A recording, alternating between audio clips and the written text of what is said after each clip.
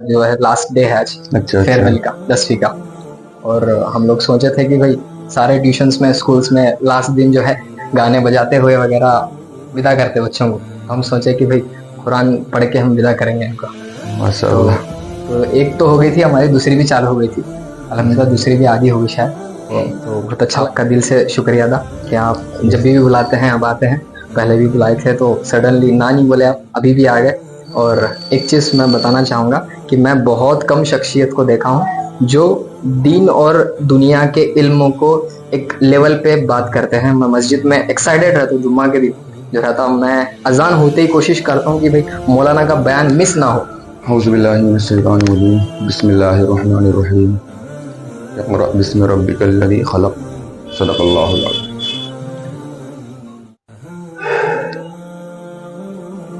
یہ بات سن کر کے ماشاءاللہ بہت اچھا لگا کہ آپ نے قرآن کے ذریعے سے الوداعی پروگرام کو منعقد کیا. اگر ہم قرآن پاک میں نے آیت پڑھی اقرأ بسم ربک الذی خلق, یہ ہماری قرآن پاک کی سب سے پہلی وحی ہے جو آپ صلی اللہ علیہ وسلم پر غار حرا میں نازل ہوئی. اللہ تعالیٰ کہہ رہے ہیں اپنے نبی سے, اے نبی جی پڑھیے اپنے رب کے نام سے جس نے آپ کو پیدا کیا. یعنی آپ جتنا چاہے علم حاصل کریے, جتنا چاہے پڑھیے, دنیا میں خوب ترقی کیجیے, لیکن آپ کے رب, اپنے رب کو یاد کر کے, اپنے رب کا نام لے کر کے, ہر وقت آپ کا رب آپ کے دماغ میں, آپ کے دلوں میں, اور کیا نام ہے آپ کے ہر عمل میں یہ نظر آنا چاہیے. آپ دنیا میں خوب ترقی کیجیے. دنیا میں آج ترقی کے وسائل بہت زیادہ وسیع ہیں. پہلے تھا کہ مطلب کیا نام ہے تنگ ذرائع تھے آپ کامیابی کی, لیکن آج ہر میدان میں انسان چاہے ہر میدان میں ترقی, بہت سے وسائل ہیں ترقی کرنے کے.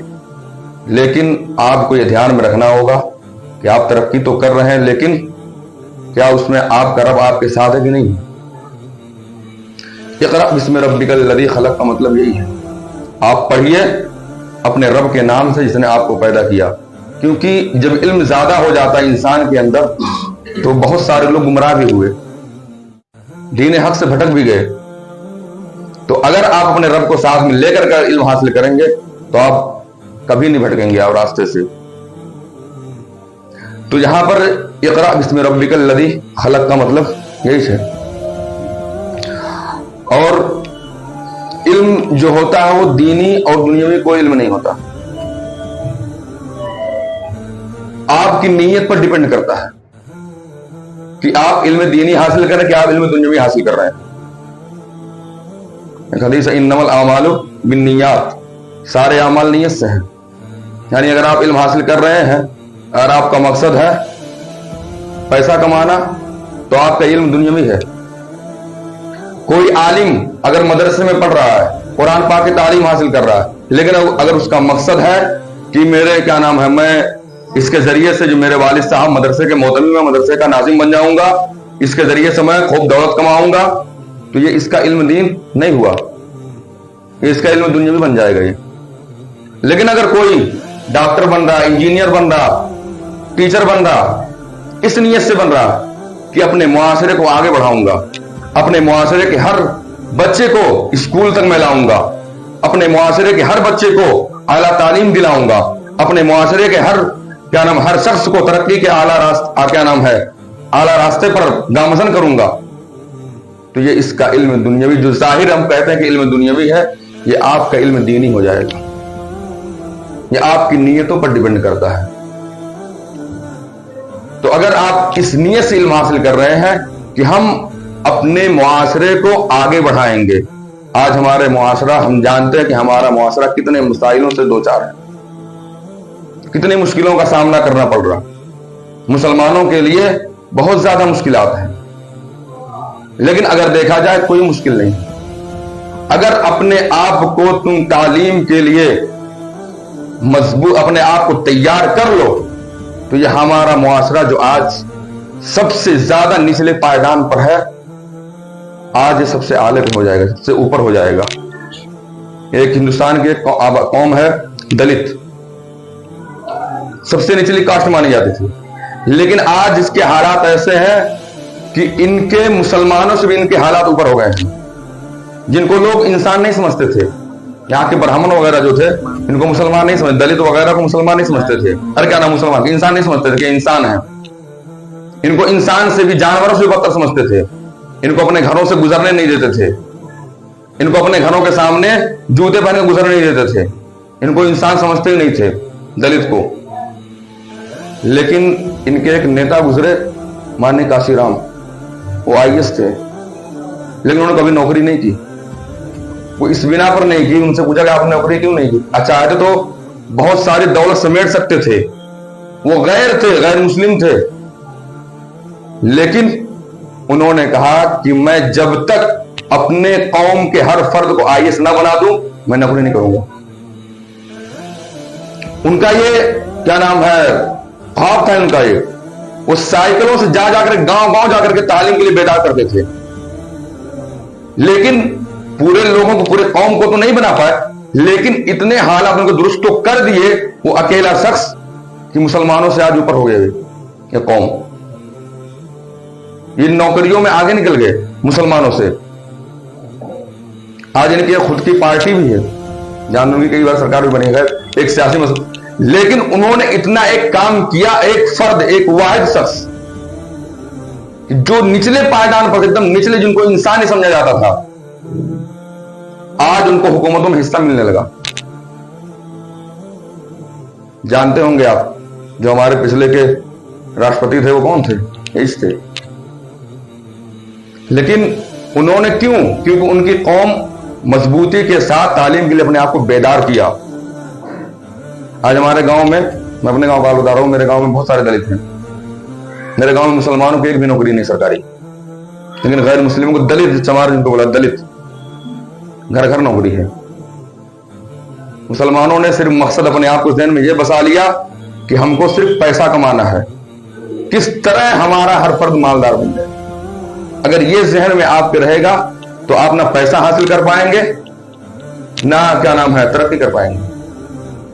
لیکن اگر آپ کے ذہن میں یہ ہے کہ ہم اپنے معاشرے کو آگے بڑھائیں گے, اپنی قوم کی خدمت کریں گے, تو انشاءاللہ تعالیٰ کی آپ کی مدد آپ کے ساتھ رہے گی.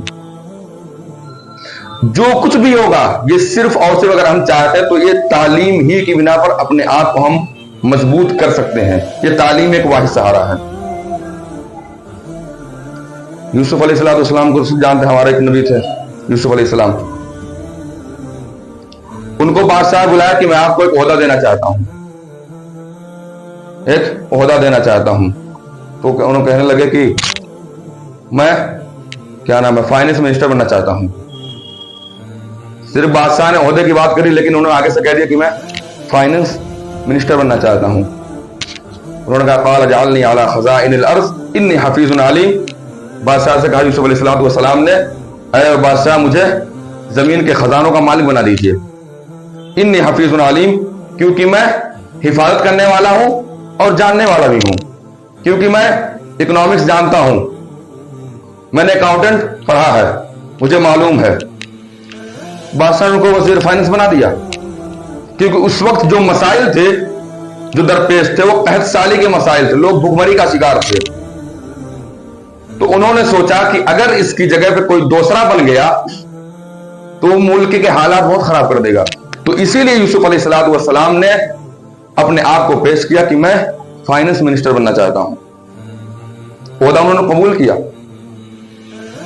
یہ تھوڑی کہا کہ میں بادشاہ, میں تہجد کی نماز پڑھتا ہوں, میں 5 وقتہ نمازوں کی پابندی کرتا ہوں, میں روزانہ اتنے تلاوت کرتا ہوں. انہوں نے نہیں کہا. انہوں نے کہا کہ میں اکنامکس جانتا ہوں, میں اکاؤنٹنٹ پڑھا ہوں, مجھے معلوم ہے. تو اس بیس پر اس کو بادشاہ نے ان کو یوسف علیہ السلام کو فائنانس منسٹر بنایا. تو اگر ہم چاہتے ہیں ہمارے ملک یہ صرف دینی کیا نام ہے, یہ ہر معاشرہ اگر نیک صرف بن جائے نا, صرف تہجد گزار ہو جائے, تب بھی اس سے ایسے حالات آ جائیں گے. ہمارے مولانا ابوالحسن علیہ ندوی رحمۃ اللہ, بہت بڑے عالم, بہت بڑے دوسرے, وہ کہتے تھے کہ ملک کا ہر بچہ, ہر ایک شخص تہجد گزار بن جائے لیکن اگر وہ اپنے آپ کو تعلیمی میدان میں, سیاسی میدان میں اگر اپنے آپ کو پیچھے رکھتا ہے تو ایک وقت آئے گا کہ اس کو فرض نماز پڑھنے کی کیا نام ہے اجازت نہیں ملے گی, فرض پڑھنے سے ان کو روک دیا جائے گا. ہمیں چاہیے کیونکہ ہماری سب سے پہلی وہی جتنا زیادہ مسلمانوں کے لیے تعلیم کے میدان میں جتنے فضائل بیان کیے گئے ہیں نا, اتنے کسی دھرم میں کسی اس میں نہیں بیان کیے گئے. لیکن آج سب سے زیادہ پیچھے مسلمان تعلیم میں ہیں.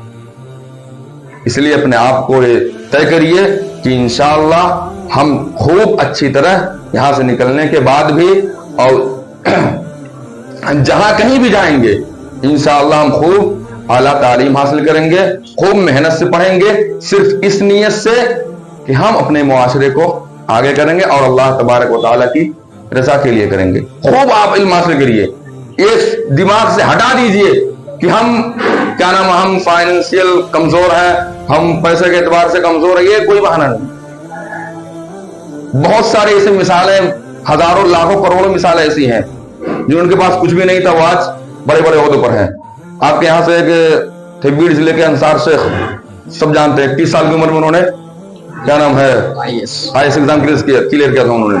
21 سال کے تھے وہ, کیا نام ہے ہوٹل میں نوکری کرتے تھے, چائے کے ہوٹل میں. ہم وہاں پہ ہم وہاں سنے تھے, اپنے علاقے میں تھے, 21 سال کی عمر میں. کیا آپ کے حالات ایسے ہیں؟ ہرگز نہیں. آپ کے ماں باپ تو آپ کے لیے ہر چیز آپ کو پرووائڈ کرتے ہیں, آپ کو ہر چیز دیتے ہیں, بس آپ پڑھو محنت سے. تو آپ یہ مت کہیے کہ ہم فائنینشیل کمزور, ہمارے بابا رکشہ چلاتے ہیں, ہمارے یہ کوئی بہانہ نہیں. آپ اپنے آپ کو مضبوط کریں گے, آپ خوب محنت سے پڑھیں گے تو آپ اپنے آپ کو کیا نام ہے ترقی کی راہ پر گامزن کر سکتے ہیں. اس سے لاکھوں مثالیں, کروڑوں مثالیں ایسی موجود ہیں جو, کیونکہ کمزور طبقہ ہی ترقی کرتا ہے. جو مالدار ہوتے ہیں ان کے دلوں میں پڑھائی کا نہ کوئی وہ نہیں ہوتا. یہی جو کمزور ہوتے ہیں, آپ صلی اللہ علیہ وسلم کو جو سب سے زیادہ جو مدد ملی تھی نا وہ کمزوروں ہی سے ملی تھی. کمزور لوگ ہی دنیا میں انقلاب لائے تھے. مالداروں کے دماغ میں کہاں سوچتی ہے انقلاب کی باتیں. تو ہمیں چاہیے کہ ہم یہ دماغ میں ہٹا دیجیے کہ ہم کمزور ہیں, یہ ہے وہ. آپ خوب محنت سے پڑھیے, آپ خوب ترقی کریں. آپ کو پڑھنے سے کوئی نہیں روکتا, کوئی روکے گا بھی نہیں. آپ کے باقاعدہ ہر اساتذہ, ہر ٹیچر, آپ کے ماں باپ باقاعدہ اس کی مدد کریں گے اگر آپ پڑھنے کی ٹھان لیں تو آپ یہ سب سے پہلی چیز آپ خوب تعلیم حاصل کریے اور اللہ تبارک و تعالیٰ کے اپنے ساتھ لے کر کے. یہ نہیں کہ آپ ہمارا ٹیوشن ہے, ہمارا پڑھنا, ہم پڑھ رہے ہیں تو اذان ہوگی ہم نماز چھوڑ دیں, ہرگز نہیں. آپ پڑھیے, پڑھنے کے ٹائم پہ جب نماز کا وقت ہو تو آپ نماز کے لیے جائیے. آپ کے اوپر فرض ہے نماز پڑھنا. آپ نماز پڑھ رہے ہیں, ارے کیا آپ کتاب پڑھ رہے تھے, آپ کے ماں باپ نے کوئی کام کہا نہیں, ہم پڑھ رہے ہیں, ماں باپ کی خدمت ہمارے لیے فرض نہیں ہے. آپ پڑھیے, لیکن اگر جو ماں باپ کچھ کام کہیں اس کو بھی کریے, یہ آپ کے اوپر فرض ہے. یہ ماں باپ کی دعاؤں سے ہی آپ ترقی کر سکتے ہیں. موسیٰ علیہ السلام کے زمانے میں ایک آدمی تھے, قصائی تھے. وہ ماں باپ کی بہت, اپنے والد صاحب کی, اپنی ماں کی بہت خدمت کرتے تھے. ان کی ماں ان کو دعا کرتی تھی کہ بیٹا تو تیرا حشر جو ہوگا موسیٰ علیہ السلام کے ساتھ ہوگا. تو وہ کہتے تھے موسیٰ اللہ کے نبی اتنے بڑے پیغمبر, اتنے بڑے اللہ کے کیا نام ہے ان کا مرتبہ اتنا بڑا ہوگا پیغمبروں کے ساتھ, ان کا کیا نام ہے لوگ وہ پیغمبروں کے ساتھ ہوں گے, میں ایک قصائی, ایک معمولی درجے کا انسان, میں کہاں سے ان کے ساتھ ہو پاؤں گا. تو ان کو یہ بات سمجھ میں نہیں آتی تھی, لیکن ان کی ماں نے یہ دعا کی اور حشر میں ان کا دیکھا گیا کہ یوسف خواب میں دیکھا کہ وہ موسیٰ علیہ السلام کے سانہ بسانہ کھڑے ہیں. تو ماں باپ کی دعائیں آپ کو بلندیوں پر پہنچاتی ہیں. اور اساتذہ کی, اگر آپ چاہتے ہیں ترقی کرنا چاہتے ہیں تو آپ کو اساتذہ کو ناراض کر کے نہیں. ہمارے ایک زمانے میں طالب علم تھے, بہت زیادہ ٹیلنٹ, بہت بریلینٹ تھے طالب علم تھے, بہت کیا نام اس کے دماغ بہت زیادہ تھا بندے کو, پورے کلاس میں وہ ٹاپ تھا بندہ. وہ تقریر سن لیتا تھا استاد کی نا, 2 سے بیان کر دیتا تھا, اتنا زبردست اس کا علم تھا. لیکن اس کے اندر اساتذہ کے ادب نہیں تھا, اساتذہ کا ادب نہیں تھا, وہ احترام ہی نہیں کرتا تھا اساتذہ کا, کبھی بھی استاد کا ادب نہیں کرتا تھا. وہ استاد جا رہے ہیں, آ رہے ہیں, ان کو پریشان بہت کرتا تھا استاد کو. لیکن آج اس کے حال ایسے ہیں نا کہ وہ 1 سال باقی تھا, 2 سال باقی تھا, عالمین کا کورس پورا کرنے چھوڑ دیا اس نے. اور آج وہ جا کر کے ممبئی میں مزدوری کرتا ہے. وہ خود بیان کرتا ہے کہ یار میں نے اساتذہ کی بہت وہ کی ہے، بے احترامی کی ہے، بے ادبی کی ہے.